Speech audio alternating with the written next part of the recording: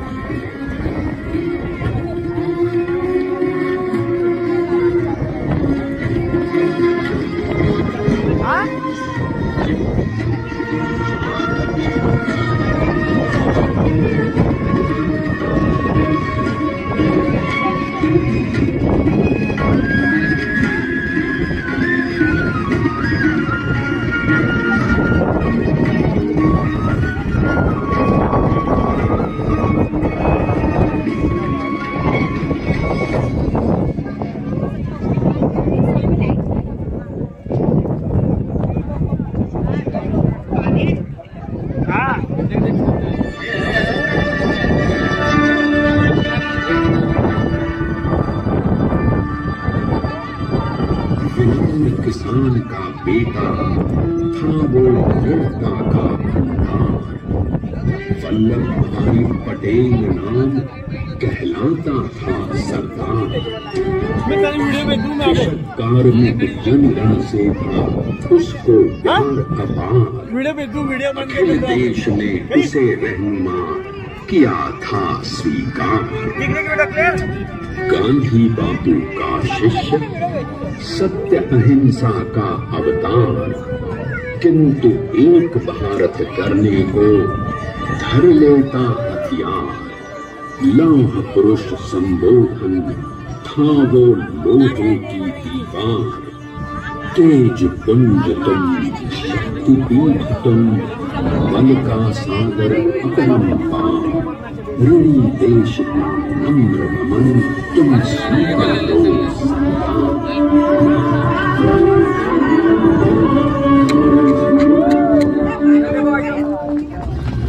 1857 में अंग्रेजों को ललकारने वाले पहले स्वतंत्रता संग्राम के एक सक्रिय सिपाही थे झवेर भाई पटेल।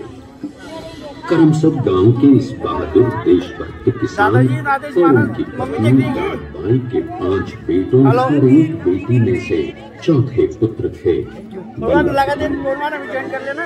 बालक वल्लभ ने करमसद के बाद नडियाद से अपनी हाई स्कूल की शिक्षा पूरी की। फिर 13 साल की उम्र में उनकी शादी भी हो गई, छोटी सी झवेर बाई से। 2 बच्चों, बेटी मणिबेन और बेटे डाया भाई को जन्म देने के बाद झवेर बाई असमय ही चल बसी। सदी बदलने और 20वीं सदी आने पर उनका जीवन भी एक चमत्कार की तरह बदला। लीडर का इम्तिहान पास करके वो वकालत करने लगे। पहले गोधरा, फिर आणंद और उसके बाद अहमदाबाद में।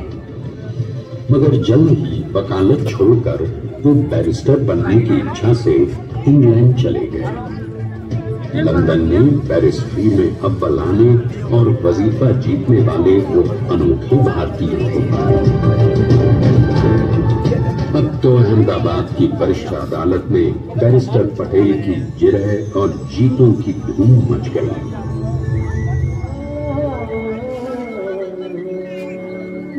तभी एक युग पुरुष ने वल्लभ भाई के जीवन की धारा ही बदल दी।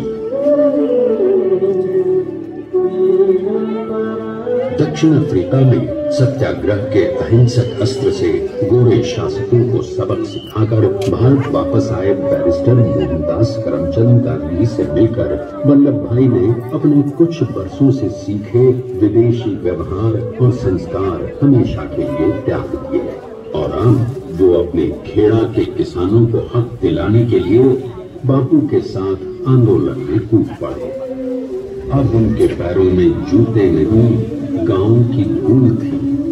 हृदय में भारत भूमि की शस्य श्यामला धरती। मन में थे गांधी, और मस्तिष्क में एक नए स्वतंत्र भारत का सपना।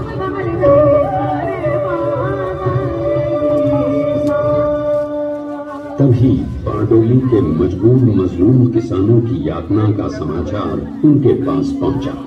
तुरंत वल्लभ भाई वहां पहुंचे और यूं शुरू हुआ भारत का सबसे बड़ा और सफल किसान आंदोलन बारडोली। वल्लभ भाई ने बारडोली के 87,000 किसानों को ऐसा अटल अडिग अचल मनोबल दिया कि अंग्रेजी सरकार हिल गई और 1 बरस के बाद उनका लगान माफ कर दिया गया। अब तो पूरे देश में लोग वल्लभ भाई के नाम की कस्में खाने लगे। स्वयं महात्मा गांधी ने कहा, अब वल्लभ भाई मेरे शिष्य या साथी नहीं, सारे देश के सरदार हैं और देश को दे गया एक अनोखा असरदार सरदार।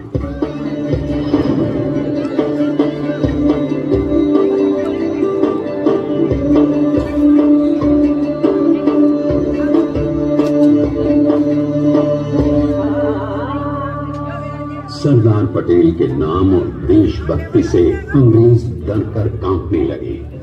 1930 के नमक सत्याग्रह और दांडी कूच में वो बापू से भी पहले गिरफ्तार किए गए। तो सन 1932 में फिर उन्हें बापू के साथ ही जेल में 2 सालों के लिए डाल दिया गया। मगर आजादी के दीवानों को, स्वतंत्रता के परवानों को कौन गिरफ्तार करता है? जेल से छूटते ही सरदार को कांग्रेस के नए राष्ट्र अध्यक्ष पद पर चुना गया और उनकी सरपरस्ती में राष्ट्रवादी भारतीयों ने तमाम ब्रिटिश सूबों में जीत हासिल कर वहां अपनी स्थानिक सरकार बनाई। किंतु सरदार का सपना केवल सरकार बनाना नहीं था, उनका स्वप्न तो था एक ऐसे नए भारत का जहां हर रंग, हर रूप, हर जात, मजहब, तबके का हिंदुस्तानी एक साथ मिलकर एक ऐसा नया भारत बना सके जहां पूर्ण स्वराज के साथ सारे समाज को गरीबी, अशिक्षा, छुआछूत से भी आजादी मिल जाए। इसकी पहली रणनीति थी भारत को अंग्रेजों की गुलामी से आजादी, ताकि भारत के लोगों की अपनी सरकार सबके साथ और सबके विकास के लिए काम कर सके। बापू की अगुवाई में अब देश ने अंग्रेजों को अंतिम चेतावनी दे दी, करेंगे या मरेंगे, क्विट इंडिया, अंग्रेजों भारत छोड़ो। बस फिर क्या था, संघर्ष की रणभेरी बची। 3 सालों के लिए सरदार पटेल को भी सत्याग्रही नेताओं के साथ जेल में ठूंस दिया गया। 2 सालों के बाद अंग्रेजों को बापू के सभी शिष्यों और साथियों को छोड़ना पड़ा।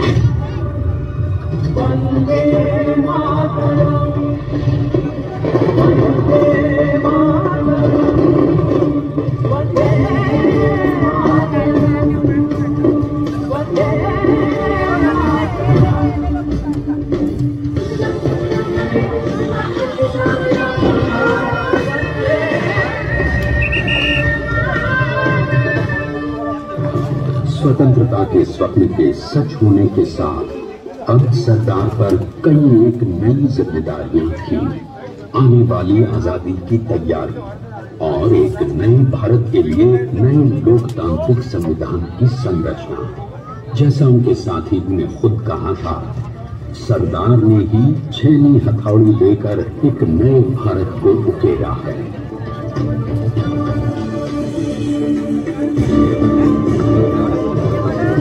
स्वाधीनता तो प्राप्त हुई, लेकिन खंडित भारत में भी उठते विभाजनवादी अंधकार को अभी दूर करना था। जब देश के खंड खंड होने का भय उत्पन्न होने लगा, तो सरदार ने निर्भय होकर खुद अपनी केंद्र सरकार और साथियों को भी चुनौती दे डाली और जम्मू कश्मीर को बचाने के लिए सारे देश का आकाश वायुयानों से भर गया।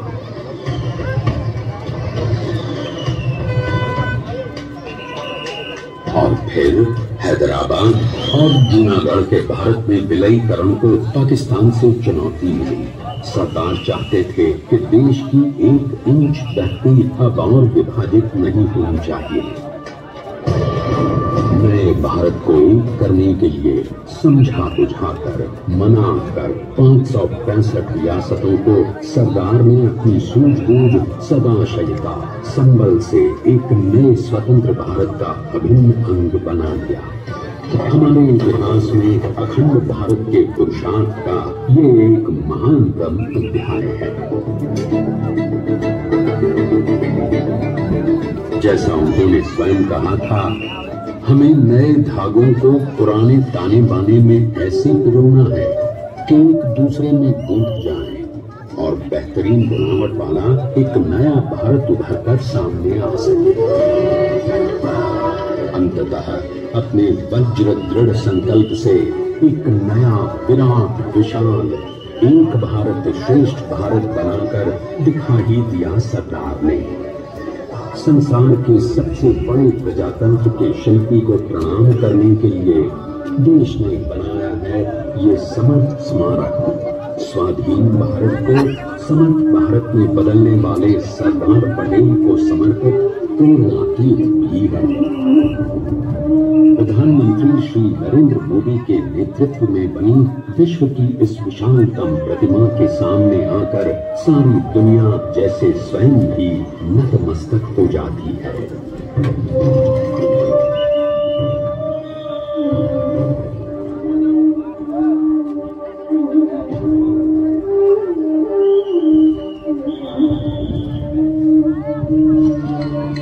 देश को बना गया वो अमित अटल, हरा सका उसे न कोई शत्रु दल। चट्टान के समान सा पुरुष प्रबल, देश का सम्मान है, देश का सम्मान है, देश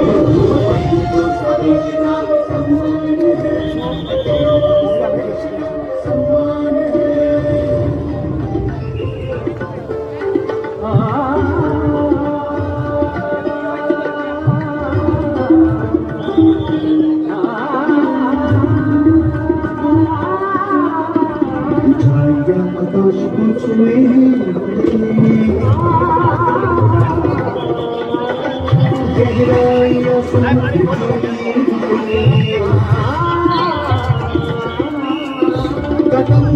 अधिक जमीन पर जमे हुए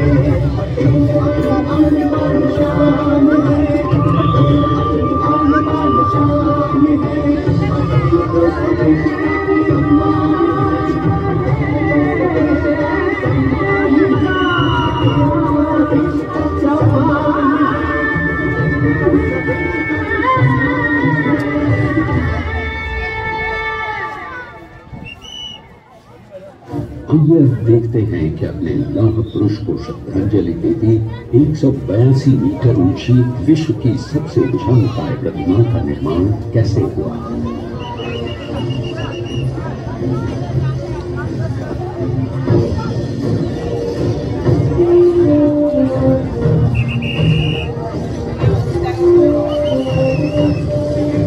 गगन चुंबती इस अद्वितीय अभूतपूर्व प्रतिमा को बनाने के लिए सबसे पहले नदी का 4500 क्यूबिक मीटर का राफ्ट बना और फिर सीधा 600 फीट का कंक्रीट का कोण बनाया गया।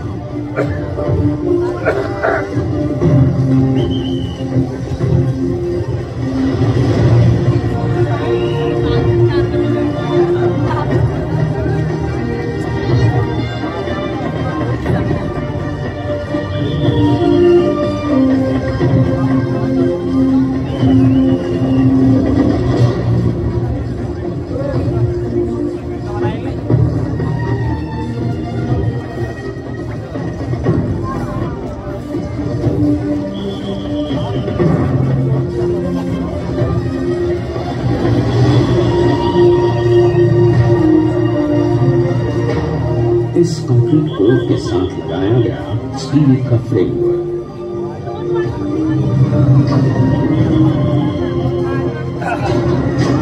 और तो इस पेंटिंग पर 6500 ब्रॉन्ज के पीसेस लगाए गए।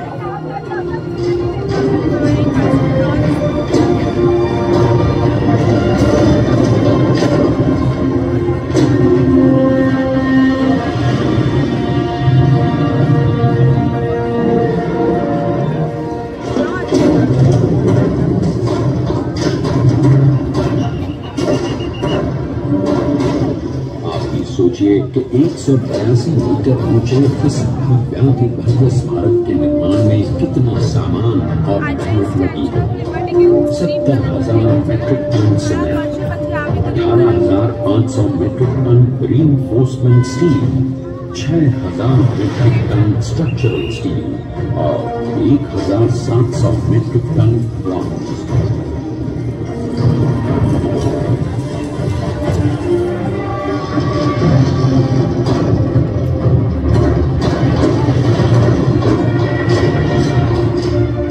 स्टैच्यू ऑफ यूनिटी आज एक वर्ल्ड आइकॉन है और इसे मुमकिन बनाने में एक सेकंड भी ब्रेक लिए बिना देश भर की टीम्स ने 24/7 काम किया। 250 से ज्यादा इंजीनियर्स, 4,500 से ज्यादा स्किल्ड फोर्स और कई लाख मानव दिन।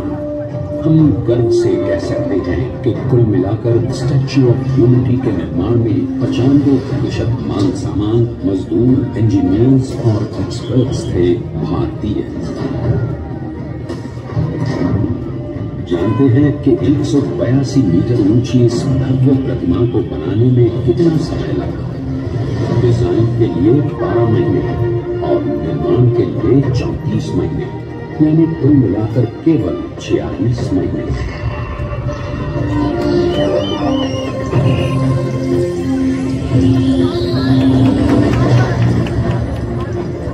और इसी तरह बनी देश के शिल्पकार की एक अनूठी अद्वितीय विशाल प्रतिमा, जो सिर्फ आज ही नहीं बल्कि आने वाले न जाने कितने सालों तक पूरी चमचमाती रहेगी।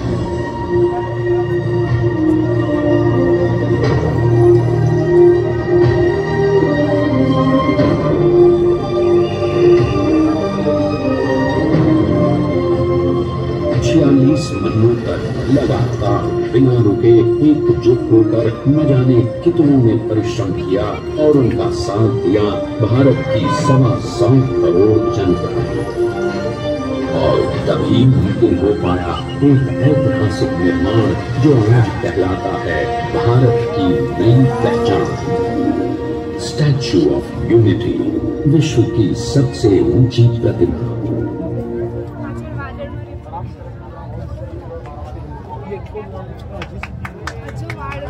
सरदार ने अपनी गंभीरता, शालीनता और दूरदर्शिता से भारत को संगठित करने के असंभव कार्य को संभव कर दिखाया।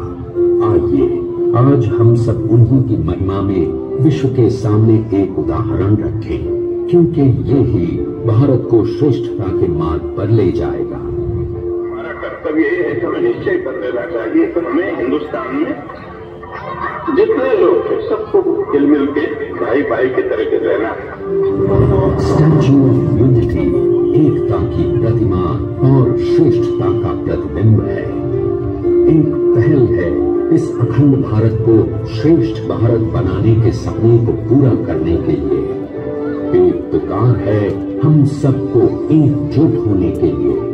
एक आंदोलन है भारत को सबसे आगे ले जाने के लिए, श्रेष्ठ बनाने के लिए। आपके योगदान और विश्वास से ही बनेगा एक भारत श्रेष्ठ भारत।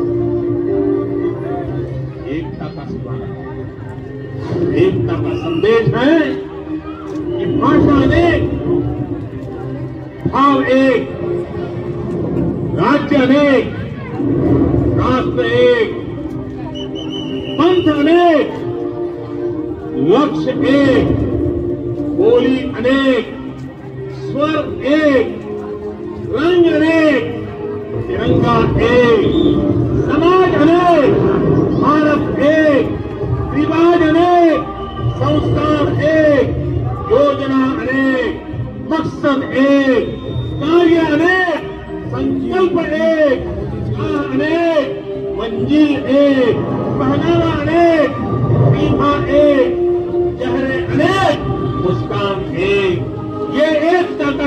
संदेश लेकर के हम चले। और भाइयों बहनों, ये भारत की विशेषता है, विविधता में एकता, यही भारत की विशेषता है।